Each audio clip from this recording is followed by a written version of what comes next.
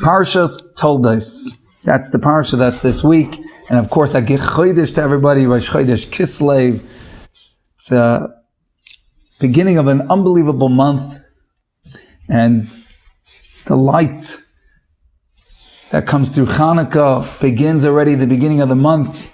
We can already start to feel the elevation, this tremendous aura, spiritual light, which enables us to open our eyes, even if we've been in the dark, even the parts of ourselves that have been dark, have light that shines now upon them. And so hopefully, with the tremendous spiritual upliftment of this month of Kislev, the month that has Hanukkah in it, we'll be able to arouse ourselves from our slumber and accomplish amazing things. So a good Chodesh, we should all have a beautiful, beautiful month with tremendous elevation and connection to Hashem, where we feel that light shining. The Parsha of Toldos. There's a lot going on in the Parsha, but we're going to focus on a part of the Parsha that's, I would say, often overlooked, maybe hard to understand. And then Nesiv Shalom is going to give us such insight in 3 parts to the story that we're going to talk about. And we're going to touch upon all 3, and we'll focus and harp really on the second point he makes, I think, the most, but all 3 we're going to find relevance to. And what's this mysterious story? A story that comes up, I think probably, each year you read it, it's one of those ones that you're like, whatever. It goes on the shelf, right? If somebody turns to you in shul and says, what did we read? Well, I don't know. Beats me. Never heard any Devar Torah on it. Okay, so what is it? What am I talking about? Yitzchak is living in Eretz Yisrael. We know he never leaves Israel. At a certain point, there's a famine. The pasuk says that there's a famine going on. This is on page 131 in your stone Chumash, if you ever want to look it up. And there's a famine that occurs, and Yitzchak needs to move to go find some food. Hashem says, do not leave Israel. You can't leave Eretz Yisrael because you are a very, very special person due to the fact that you went through the sacrifice, the binding of Isaac, the Akedas Yitzchak, and therefore he's never allowed to leave Israel. So what does he do? He goes to Gerar, a place called Gerar, which we know has Abimelech, the Melech Plishtim, the king of the Philistines, rules over there. And that's where Yitzchak stays for the duration of this famine. But what happens while he's there is at a certain point he decides he's going to dig wells. And the Torah even tells us that Abraham, his father, already dug wells before him. And now Yitzchak comes to dig some wells.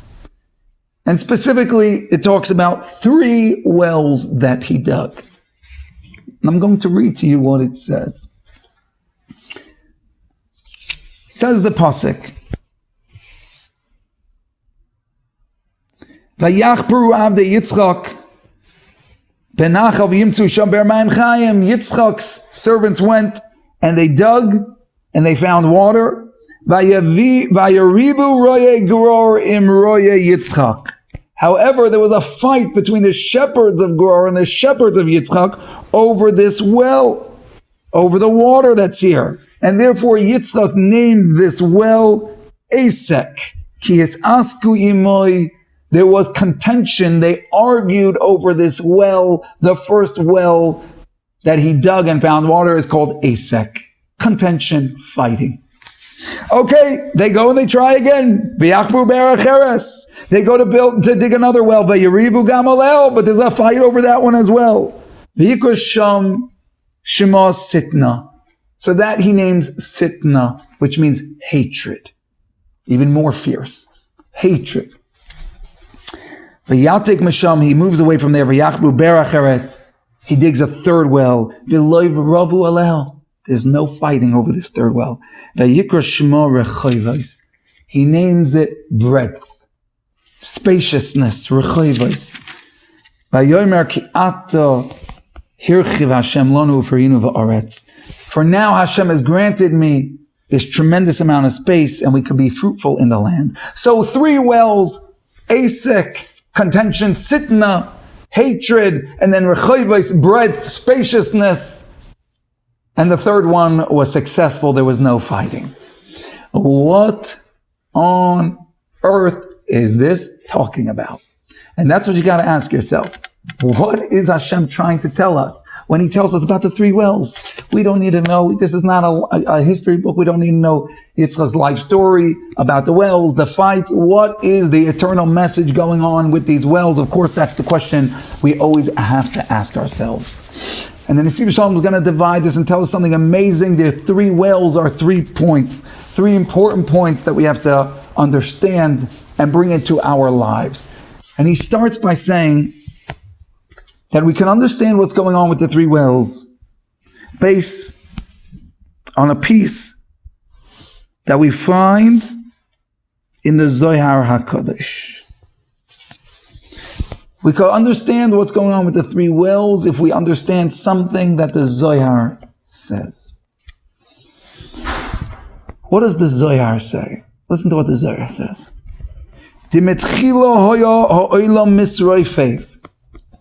When Hashem first created the world, it was soft, you may say, or on shaky ground. It was unstable. The world was unstable. Ad shebo Avraham, until Avram came. V'tomchu b'yaminoi, and he supported the world on its right side. Ubo Yitzchak v'tomchu b'smailoi, and then Yitzchak came and he supported the world on its left side. Ubo Yaakov v'tomchu b'emtza, and then Yaakov came and he supported it in the middle. V'haya ha'olam miskayim, and then the world was able to exist, to endure, to last, and to go forward. Says the Nesiv Shalom that this Zohar is telling us that Avram, Yitzchak, and Yaakov are somehow 3 prongs to one operation. There's one mission, you may call it supporting the world, holding up the world. There's something that needs to be accomplished. And that Avram, Yitzchak, and Yaakov, each of them brought a certain dimension to the table, to the service of Hashem. Each of them tells us something about our inner work and worship of God. And between the 3 of them, we have a world that can endure. Between the 3 of them, we have our personal growth, which can endure and be fruitful. Says the Nesiv Shalom, that's exactly what's going on with the 3 wells. He says each of the wells is parallel to another one of them. Asek, the first well, is Abraham, the first of our forefathers. Then Sitna, where they fought again, that's Yitzchak. And then the third one, Rechovos, where there was no fighting, that's Yaakov. So what is it about these 3 wells that are Avram, Yitzchak, and Yaakov? And specifically, why was there fighting on the first 2 and then no fighting once the third one came into play? What's this telling us? What should we do with our lives? We're going to do this one at a time. I'm going to break this up into 3 segments. Each well will be its own story, its own purpose, and education for us. So we'll start with the first. Says the Nesiv Shalom. Haber Harisha, in the first well, who kineged midas hachesed. You know what that corresponds to? And in general, when we talk about they dug the well and they drew up water, obviously water is spirituality. And that they dug these wells, they worked through a certain avenue, a certain gateway, a certain portal to reach Hashem. They worked with that and they dug up water. What was the avenue that Abraham represents, that Abraham brought to the forefront, that he used to connect with Hashem? Everyone knows this. It is chesed, kindness, or ahava, love. They're one and the same. Ahava and chesed. So why did they fight? They found water. It works.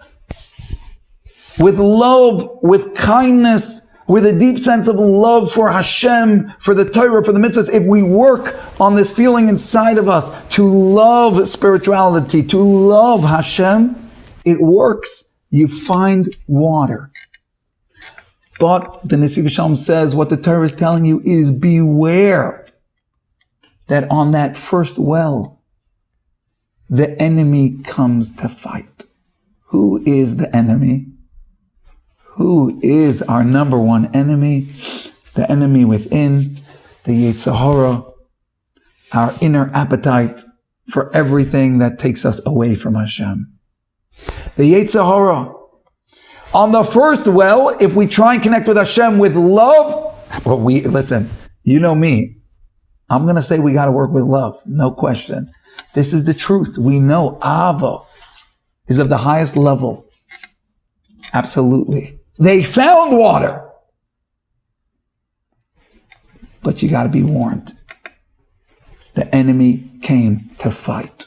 They fought over that well. What is the fight, the risk that happens when we work with the first well? And specifically, when we work with only the first well. When we work with the well of just love, and we don't have any other wells to complement the water supply. What is it? So listen to what the Nesiv Shalom says. They fought. The negative, evil forces of the world, the Yetzer Hara, and everything Hashem put into play. Toyanim lonu amayim. They said, the water is ours. What does that mean? It means that the Sitra Achra comes and a person awakens this deep sense of love. They begin to work with love. And the Yetzer Hara inside takes that attribute of love that you now have inside of you. The chafetzim lishpois b'shvi esmides ahavo. They want to capture that love that you're feeling.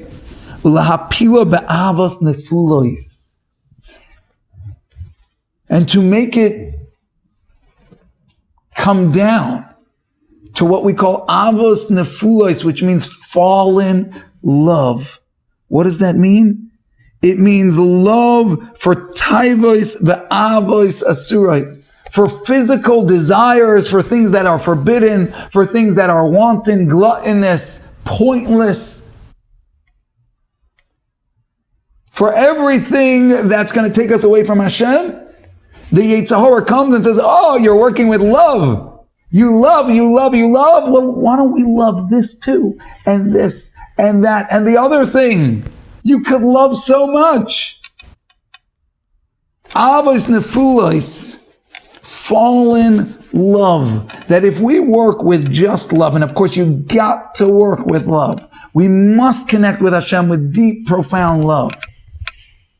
But like the Moranayim says, if you have just love, and you don't have any sense of awe or fear of Hashem, a sense of discipline to the love that you're working with, then what stops us from loving more or other? And the way the Moranayim says it's very simple. What keeps a person connected to another person is love, no doubt.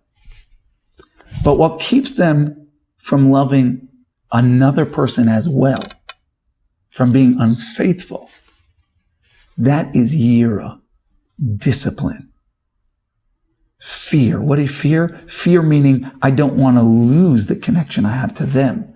I don't want to sully my love by letting it run rampant and go elsewhere. That's yira. That's not love. That's yira. That's control. That's discipline.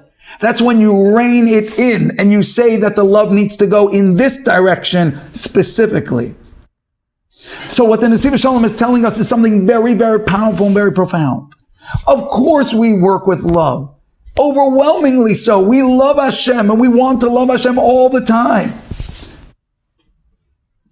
But if we get flighty about it, if we don't bring in an attribute of control and discipline, then the same way we love Hashem, we could love things that are totally the opposite of Hashem. Unchecked, we can love a partner and a stranger at the same time. And that's a broken marriage. So says the Nesiv Shalom, the first lesson is that the first well of love, you find sweet water there, but beware the enemy. don't just work with only love. Happy-go-lucky Judaism without a sense of demanding control to where that love is manifest, to where I get my kicks, and who do I turn to? It's not just a good time. Yes, it's a roaring good time. But it's not just about having a good time, because then what stops me from going elsewhere? I'll do both. No, it's not about doing both. It's about being faithful to the one we love.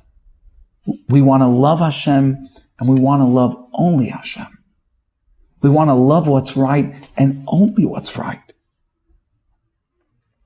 And we want to get our enjoyment out of life from there and not from cheap substitutes that we find elsewhere. But if we're not cautious, if we just go in with a certain reckless love, then we could get swayed. And want to say, I believe we've probably seen it in our own lives, and certainly we've seen it by others. People who have this burst in Judaism, and it's all love, but you don't get the sense that they've found a certain amount of discipline. And you see it. It swings. They're there one day, they're davening, and they're dancing by davening, and then a week they never show up to davening. They're sleeping in till afternoon. They're there one day, next day they're in some crowd they shouldn't belong in. Next week they're back, and of course, keep coming back. That's the way you grow. But my point is that we need to know for ourselves, the first well is unbelievable. We must have love. But we must control our love as well.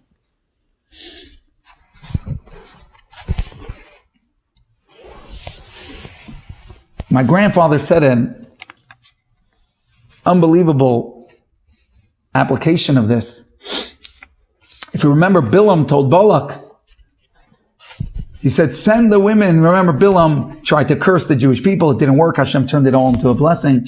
So then he told Balak, the king, he said, go send the women in to seduce the Jews, and that'll get Hashem angry with them, and they'll be punished. And it worked.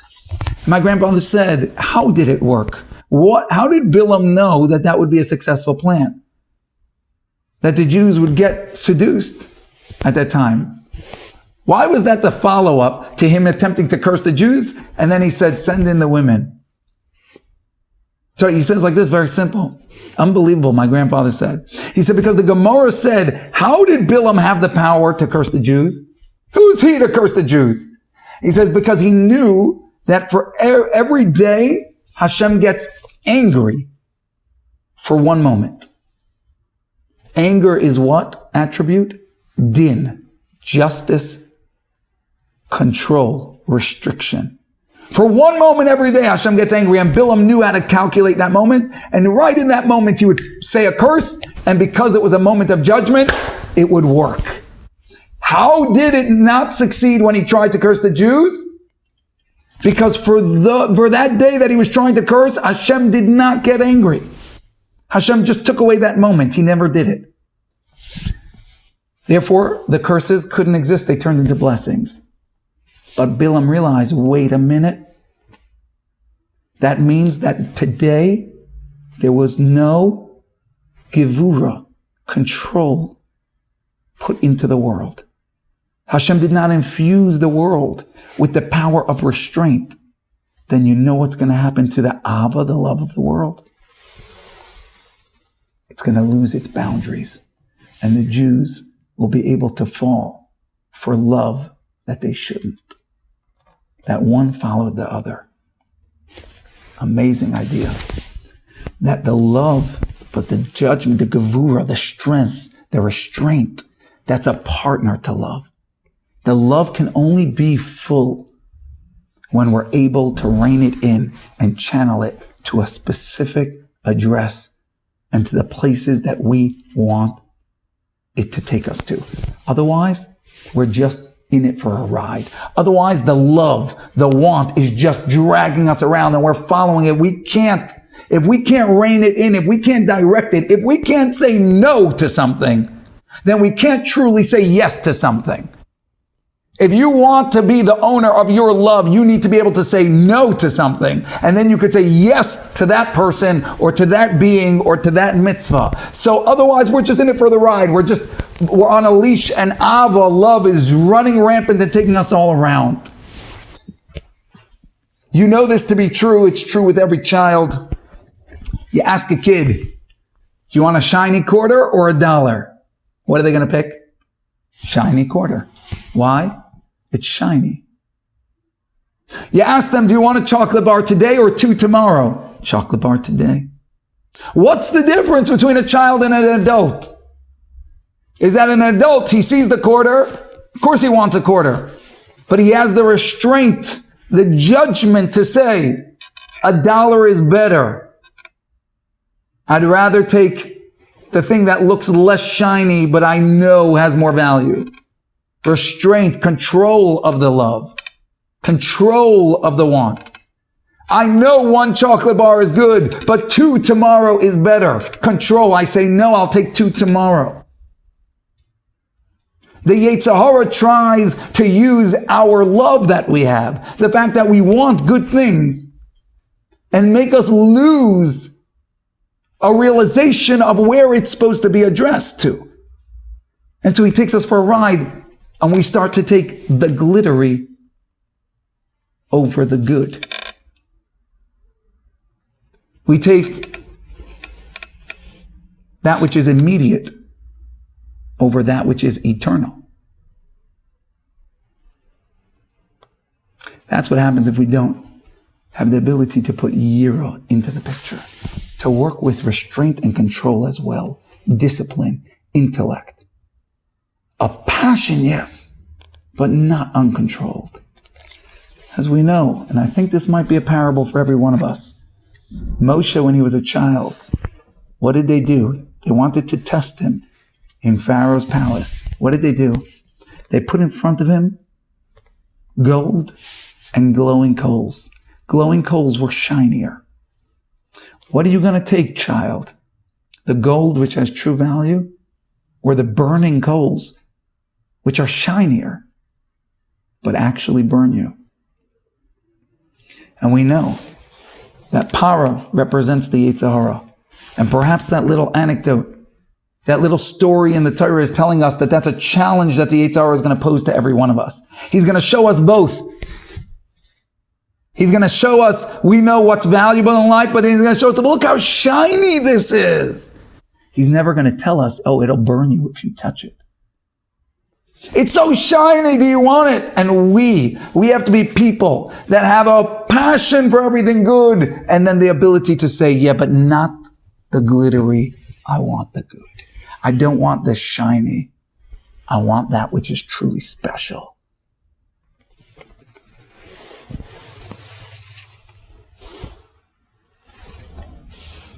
That's the first lesson of the first well. If we work with love, we find sweet water. But beware, the enemy lurks. Don't work with just love. You need to also have control, gevura, might, restraint. When we can say no to something, then we're able to say, yes, I do love that which is true. Second well. Second well is Yitzchak. What is the attribute of Yitzchak? Yitzchak is Gevura. He's exactly this other attribute we're talking about. Might or Yira, fear, awe of Hashem. A sense that I'm a servant of God and I must get in line.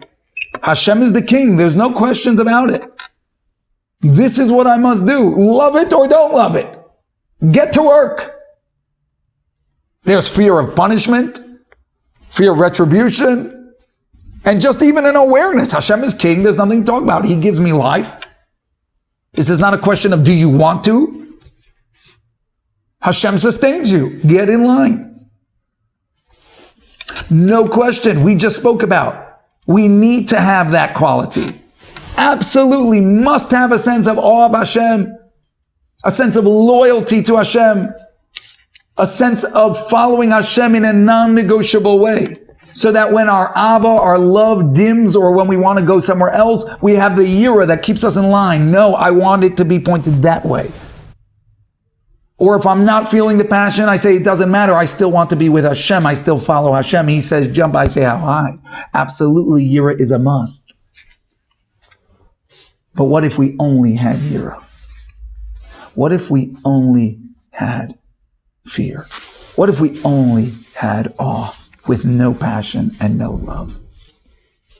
And this we need to pay special attention to, because this is relevant perhaps more in our time than ever before, although it was always true. Rashi says this in Chumash. But now, no question about it, where we are emotionally, psychologically, as a people and as a world, this is more relevant than ever before. Yira alone. Fear alone. If Judaism is just fear, but is not awesome, loving, what we call gishmak, exciting and enjoyable, if it doesn't have gishmak, excitement, if it's not satiating, if it's not awesome, it just won't work. It can't. The Torah is telling us, says the Nesiv Shalom, the second well, fear, awe, Hashem, I'll serve you, I'm quaking. That doesn't work. It'll work for a day, it'll work for 2 days, but it won't last. Why? The enemy will come and fight over that well as well. That well will also be under attack. Why does that well suffer? Why can't it last? Two very, very basic practical reasons why we can't try and live as Jews with just fear and awe.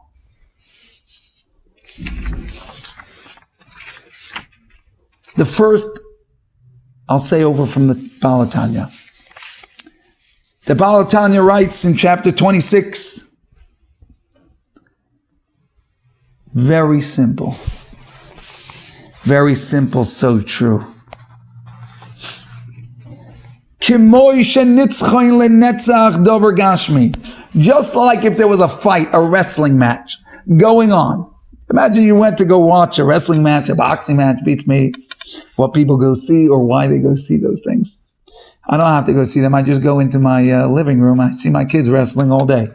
But people will go pay for that. If you're one of those people who pay, please come pay and sit in my den and you can watch it. It's a wonderful sport. Anyways, what happens if people are wrestling? He says, two guys wrestling, they're grappling to try and knock each other down. Listen to what he says.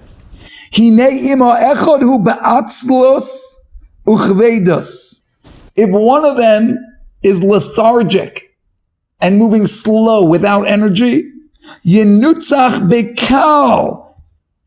be overcome easily. The other guy will have an easy win. Even if he's stronger than his contender, if he is working sluggishly without energy, he's done for. He's done for. He's not going to win. He says, this is exactly true when fighting your Yetzer Hara as well. When fighting our desires, our inclination to leave Hashem. It's mamish. It's exactly like a wrestling match. So if you don't have like an arena name, you better get one. It could be Thunderbolt. You got to come up with a name for yourself because you are in a wrestling match. Who's the opponent? The Yetzer Hara. It's exactly the same against the Yetzer Hara. With heaviness, with lethargy, with lack of energy, we will not win. He says that's the slowness and loneliness of spirit that comes, he says, me'atzvos, from sadness. If Judaism feels like a chore, then what are we going to do? Schlep ourselves along, Ho hum. Off to work. We have to go. Hashem's the king. No, I understand it. I have yira. I know it's true. And I don't want him to zap me. And I know this is the way it is. So off I go to work. That type of sadness, no energy, no excitement. He says, for sure you will lose. The only way to win the fight against the Yitzhar is bizrizus, with energy. Where does that energy come from? Hanimsheches mesimcha, which comes from joy in our Judaism. Upsichas alev b'taharasai. And when we have an open heart and a pure heart. A heart that doesn't have worry in it. A heart that's filled with joy. Very, very simple. The first reason the well doesn't work is because you can't schlep dead weight around all day. You could drag yourself here and there a few times, but it won't pan out. It can't last. It doesn't have longevity to it. And I just remember, you see this in real life all the time, but I remember when I was in yeshiva. Okay, now to put it kindly, we were in yeshiva. Let's just say we were not trim and fit individuals. Most of our day was sitting around learning and drinking coffee. And you can imagine that doesn't give you a whole lot of ability to move at high speeds for long periods of time. And if you would have come in to the room at any point in time, you would have come into the base medrash and said, all right, boys, everybody up. I want you to just jump and run around. I would say maybe 5 minutes, we all would have been wheezing, lying on the floor, probably just holding out our hands saying, coffee, probably. You live off coffee. We're not in shape. Bunch of yeshiva guys. We're not in shape. Yet, night after night, cars pull out, go off to a wedding hall, go to a friend's wedding, music blasting. These same guys who would be wheezing if you told them to run and jump for 5 minutes are dancing for hours on end. Endless energy. Energizer bunnies. What's the difference? How? Because the excitement and the joy of a wedding. Judaism needs to be our wedding. Judaism needs to be our wedding with Hashem. We need to have the energy that comes from a simcha, from a joy, from an excitement. Not like from a drill sergeant. And if we feel that we're in the Marines, if we feel we're in the army and that's all we have, that's the only well of water we're working with, we cannot win. Says the Baal HaTanya, you can't have enough energy to win the wrestling match that way. So therefore, Yira alone won't work. That needs Ahava, love, excitement. Our Yiddishkeit needs to pop and be exciting. Simply because where else are you going to get the energy from?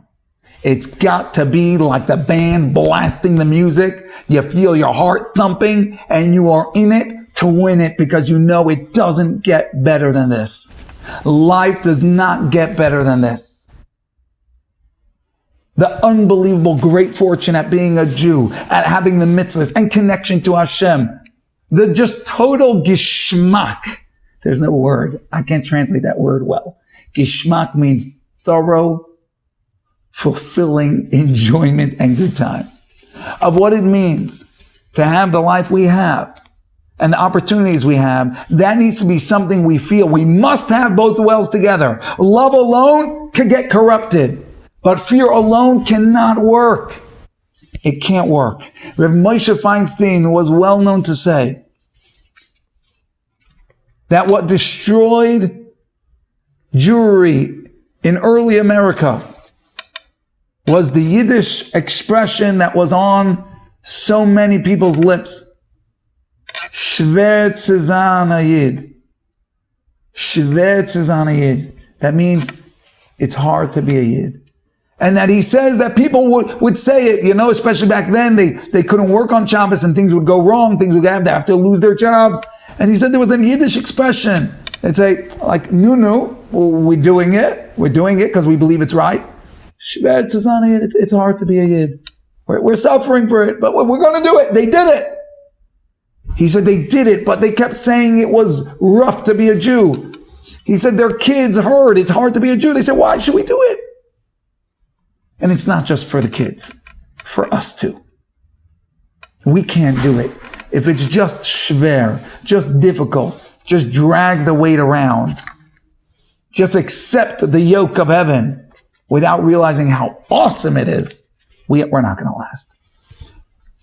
So for the kids, for us, for our neighbors, Judaism needs to be geschmack and awesome. And we'll talk about how in 1 second. We'll just add a second point. So the first practical reason why that well doesn't work is it won't give you the energy to win. It won't give you the energy to dance through life, to tackle the challenges, to knock the Yetzer Hara flat on his back. You won't have that energy until you have the excitement and joy of Judaism. Second reason, and this is incredible, this is the one that Nesiv Shalom says. Do you want to know why it won't work? This is unbelievable insight. He says, Ki maimer hatzadikim, our great righteous people have told us, Hare nishmas Yisrael, the soul of a Jew. Do you know where it comes from? Hi me'olam hatanug. It comes from a spiritual sphere that's called pleasure. That the essence and the spiritual DNA of the soul of a Jew is to have pleasure. What's that pleasure that the soul comes from, is aware of, and is searching for? Of course, the pleasure, the ultimate pleasure of being with Hashem, of spirituality, of completion of who we are as a person, of the commandments, the bond with Hashem that's eternal. That's the true pleasure. Everything else is a cheap substitute. But it's not just that you have the chance to go get that great pleasure of being with Hashem. It's hardwired into who we are. We come from a world. It's our spiritual essence. We seek that pleasure. And therefore, says the Nesiv Shalom, something incredible. Ulekach, therefore, tamid ha'adam mechapes tanugim. A person is always searching for pleasure. Automatically, a person, if you look around the world, you see this is true. Our lives, everyone else around us, everyone is searching for pleasure. That's just who we are. It's the hardwire. It's the actual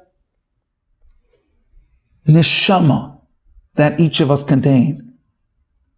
Is a pleasure seeker. It's seeking something that's good and sweet and amazing.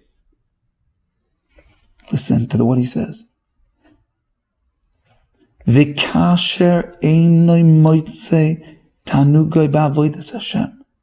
If that soul that's burning inside of us, looking for where is pleasure, I'm a being of pleasure and happiness, where is it? And it's looking for it.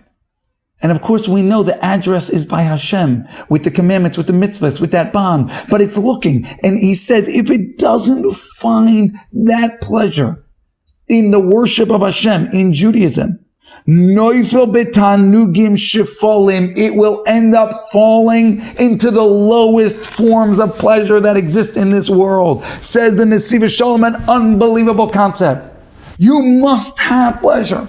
Life must be a delight. It is the core of who we are. It's the essence of our soul and our being. If we do not manage to find it in our Yiddishkeit, our mitzvahs, our connection with Hashem, then our soul, our being, we will find ourselves driven to pursue pleasure in the darkest corners of the world. And is this not exactly the reality that we see in the world around us? We'll keep ourselves innocent. We'll say the world around us, but I also mean our lives. That when we don't find that excitement, that joy, that satisfaction, contentment in places where it's good, then the world starts to shift and become more and more immoral, more and more superficially pleasure-driven, materialistic. Why? Because we need to find it somewhere. And so says the Nesiv Shalom, the enemy is waiting. If we don't make our Judaism pop, if it's not our wedding, if we don't infuse it with excitement, happiness, and meaning in a way that gives dance and feel that satisfaction, then beware where we will end up trying to satisfy that need for tanug, for enjoyment. Judaism must be enjoyable. It should not be shvertzes anayid. It's difficult to be Jew. It should be ashreinu matoiv chalkeinu. How lucky we are to be a Jew. Rabbi Tubia Leaf said this once. They had an article, an interview with him, the Hamadiyah, and he said, I'll quote, the greatest challenge we face today is making Yiddishkeit and Torah gishmak for us and our youth. The greatest challenge we have is making it that way, because you know what? You cannot turn to the guy next to you and say, it's enjoyable, enjoy. No, it doesn't work like that. If you ever go to a party and someone says, no, that's not going to work. If it's enjoyable for you, it's enjoyable for the people around you. We have to figure out how to make Yiddishkeit so incredible and enjoyable for ourselves. Okay? How do we do that? The first, and I told you we're going to be primary focus to this one because I think this is so important. We could be compliant with Judaism. We could be servants of Hashem. That's not how we're going to become victors. That's not how we're going to win. That's not how we're going to grow to the highest heights.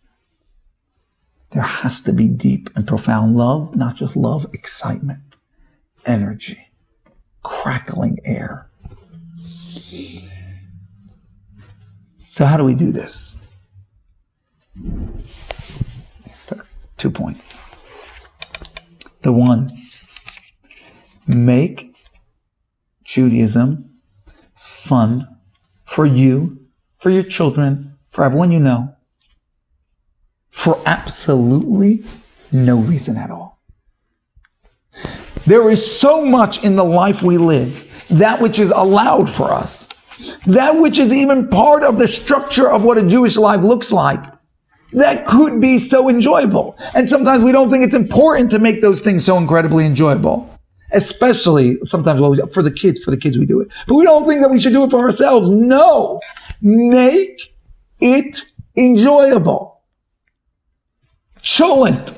You like cholent? You have a cholent, you get together and you learn together with some friends and you make a cholent.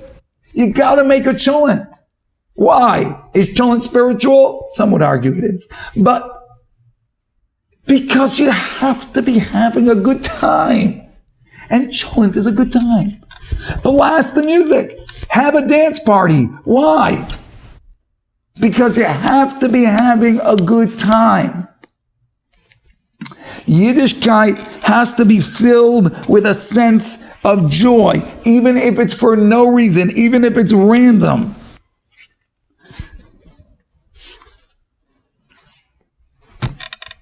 Doesn't really matter why you're having a good time. Just make sure you have a good time. Make sure you have a good time. They made this new chabura over here. Group of guys learning Gemara every night called Kinyan Masechta. And the fellow came in from Muncie, flew in to start it up along with our Kollel. And he said, this is more than just getting together to learn every night. It needs to be a sense of camaraderie. There needs to be hanging out together when you're not studying Talmud, just to enjoy each other. It needs to be like a club. And he's 100% right. And that's why every Thursday night they have a cholent together. Why? Because you have to have a good time. Make it exciting. Blast the music. Grab some good food. There's a reason why Jews eat every time we do anything. And the Baal Shem Tov already said this, why we eat on Shabbos. Is because the soul can't celebrate if the body is not celebrating. There needs to be something that excites all parts of ourselves, and then we can get excited about Judaism. And therefore, there's two reasons why you get excited. Even though you say it's meaningless, I'm just getting excited over chillin', I'm just getting excited over getting together and singing or whatever, dancing, having a good time. It's worth it, it works. And I'm going to tell you two reasons why it works. One is because it still makes life enjoyable, and therefore, just by association, Judaism is an enjoyable experience. They asked Rabbi Jonathan Sachs in an interview, what would you say to those that come to services and they don't find it meaningful? He said, let them come for the whiskey after services. Let them come for Kiddush. Start with Kiddush. What was he saying? It's exactly this point. You can be associated even with things that are peripheral and aren't essential to Judaism, but they're associated with Judaism. The experience is still awesome. It still gives you that joy in your heart, and it's connected, it's affiliated. It will keep us in the game. It will keep us excited about the game. Do whatever you need to do, obviously within reason, of course. We mean within reason, right? But we need to do for our families and for ourselves what we need to do to have a good time being Jewish. And secondly, the Mesilas Yesharim says, what you do externally impacts the internal. So when you're going around and you're saying, this is awesome, we're having chillin' and we're learning, and it's just such a fun time, that goes into your heart and it makes you feel the awesome enjoyment of learning. The two become connected, and the excitement of one easily transfers over to feeling the excitement for the deeper and real that's in Judaism. So you got to make it fun. You got to make it exciting. And the truth is, I just want to say parenthetically, our lives and the guidance that Hashem has given us in the Torah is filled with things that are really enjoyable. Shabbos is enjoyable. The celebrations are enjoyable. Our community is enjoyable. Shul is enjoyable. It is. And we need to make sure that we're having a good time. And if those things feel burdensome or old and dreary, let's reassess them and say, what can we do to make this a little bit more exciting? Because they really are enjoyable, just from a human vantage point. Forget spiritual. They're super enjoyable. You know, like that great joke. This guy was religious and became an atheist.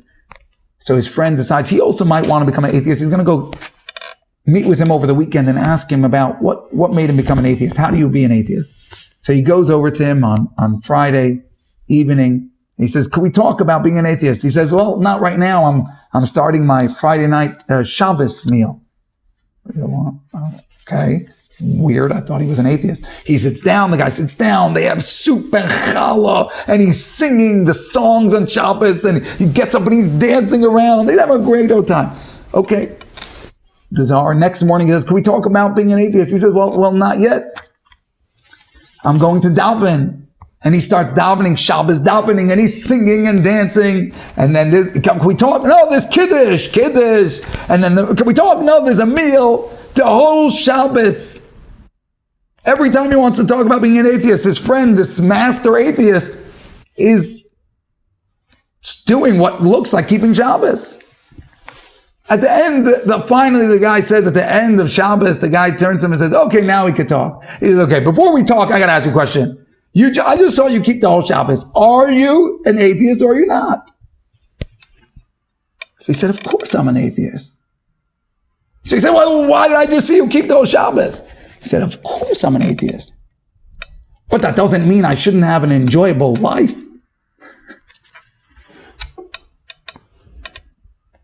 Judaism is enjoyable. And if we're not feeling that way, we need to make active decisions to make it more exciting. Even if it's not deeply spiritual, just more enjoyment. Come for the whiskey, and then you'll come for services. That applies to everyone around us and to ourselves. Let's bring out the whiskey, metaphorically. Let's make it a wedding. It needs to have the excitement, the pop. And that applies to one other element as well, which is the first point we said was the superficial enjoyment has a profound meaning and needs to be there, really needs to be there, because it keeps us excited and connected, and also it trickles in and impacts our entire view of Judaism. But secondly, is the things that are spiritual in Judaism. We need to celebrate them and vocalize and say, these are awesome. You gotta wake up in the morning and say, my life rocks. In the Siddur every morning before davening.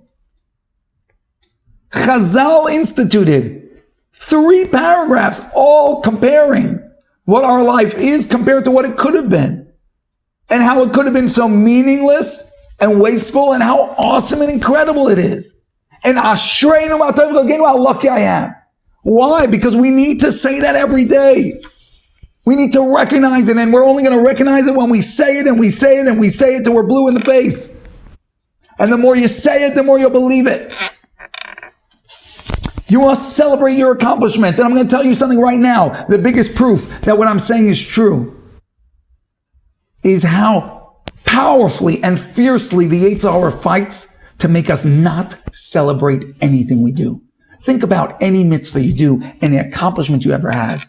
How much did you sit back afterwards and say, wow, that was awesome?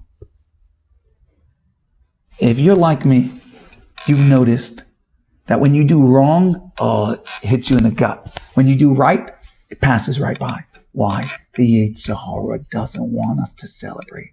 Because he knows that once we start celebrating our Judaism, when we start celebrating our accomplishments, he is a dead duck. Because then, like the Baal Tanya said, we will have the firepower and the energy to dance right on his head. We won't let him stop us. That which he has in greatest arsenal is to keep us melancholy, humdrum, somber, and unenthusiastic. So when it comes to our spiritual accomplishments, every mitzvah, every teeny one that you do, every teeny struggle, and every teeny mitzvah, celebrate it, because it is worth celebrating. It really is worth it. If we had the view of what it was like, what it truly is. You know, I spoke to Torah Anytime, exciting announcement, hopefully a post. God willing, we'll be on Torah Anytime soon. I was speaking to those that run Torah Anytime, and they told me that by the end of this year, unbelievable, when we were talking, 950,000 unique visits to their site. God willing, by the end of the year, they'll have 1 million unique visits to their site. That usually means, unique people or something. Either way, it's hundreds upon hundreds of thousands of people that are coming onto their website. I said to them, did you make a celebratory meal with your family for what you have accomplished? And I know that they didn't. I said, did you go to sleep singing last night? And I know that they, like me, do not. Because the Yetzer Hara doesn't want us to. And we need to stick it in his face. I told them, I said, don't make a big meal. It's not about other people. Call your family together. Put on your Shabbos clothing. And make a meal that celebrates what you have done with Torah Anytime. And that's a call to every one of us. To put on our Shabbos clothing. And to celebrate what we have accomplished spiritually. To make sure to say that and say it again and again. As the Pasuk says, Kol Rina v'Yeshua ba'alei tzadikim. The tents of the righteous are filled with songs of joy and salvation. That if you want your tent to be the tent of the righteous, if you want to be a righteous person, you're going to first have to fill your tent fill your home with the sound of song and celebration. That's what encourages us to keep going. That's what makes Judaism awesome pop. That's what gives it the zrizas, the fire, the fuel to dance and steamroll right over the Yetzer Hara and to keep on going. When we hear the music, when we hear how good it is, when we hear how great our portion is to be Hashem's people, to have a chance to bond with Him, to have the true pleasure. And if we don't find the pleasure there, beware. We'll get dragged to some dark alley to find pleasure elsewhere, but that's a cheap substitute. And we will be always left with an aching hole if we go that way. The only one that can fill the void is Hashem, the immense pleasure of being with Hashem. That's where we need to find our pleasure. So therefore, the first well is love. You can't have just love. You need yira, you need restraint. But if you only have restraint, fear of Hashem, that won't work either. There needs to be love and excitement. And then just the last couple minutes, we'll touch on the third point. The third point is Yaakov. The third well is Yaakov. And Yaakov is the combination of the two that therefore equals the balance.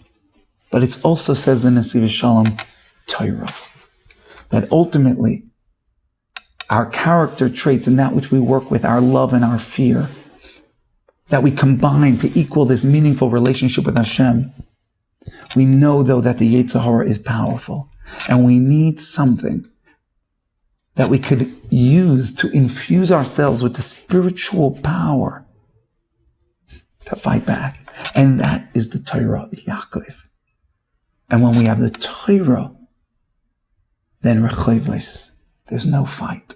We're able to keep the Yetzer Hara at bay. But warns the Nesiv Shalom that remember the Zohar I quoted in the beginning.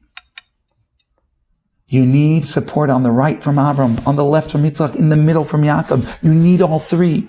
The Torah alone, without the love and the fear, also doesn't work. That if we come and we confront the Torah, but we don't really care what it has to say, we're not excited to see the words and wisdom of Hashem, the living God, then we can take the Torah, we could distort it, we could twist it. People malign the Torah all day long. If we want to gain the tremendous light of Torah, then we need to approach the Torah with love and fear as well. We need to come with the excitement to hear, what does the Torah tell us? And the discipline to say, I'm not here to tell the Torah. I'm here to hear what the Torah has to say. And I'm here to shape my mind to comprehend the Torah, not the other way around.